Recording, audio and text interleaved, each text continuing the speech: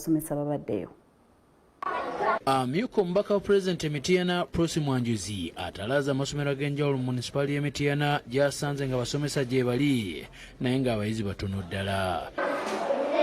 Ku masomero agamu nga Nama Church of Uganda ne Nama DAS abayizi babadde batono nnyo mu bibiina kyokka nga abasomesa babaddeyo.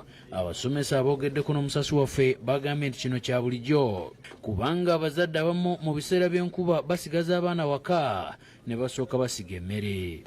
Ensonga ya nkuba abazadde balowooza nti olw'okuba eggula erimu enkuba yatonye n'olwaleero ogiraba egenda kutonnya balowooza abaana baabwe nga basigale waka basige olwaleero paka olwokutaano ate basobole okujja ku Mande. Balina endowooza nti wiiki eno esooka tebakusoma ate era abamu bw'obabuuza baga sinafuna ssente za bitabo n'olwekyo kituleetera abaana okuba abatono naye naffe tugwamu abaanyi kilaasi y'abaana 35 kulanga mulimu 7-8. RDC Mwanjuzi anenyeza abazadde olw'obutazza abaana ku masomero nti babafiiriza.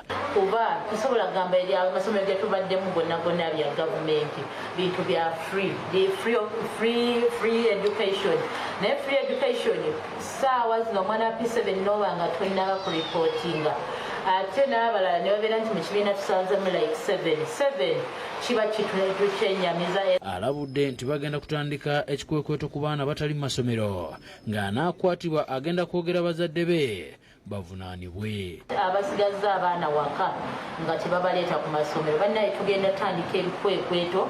Tuli serious mu kutandika ebikwekweeto bino omuzadde n'omwana kijja mutwaliramu. So abazadde mbasaba tusindikeeyo abaana mu masomero tukole omulimu gwaffe tusigale nga tubanja abasomesa. Luka Kajiri yakusakidde eggulu eno ku lwa Bukedde TV.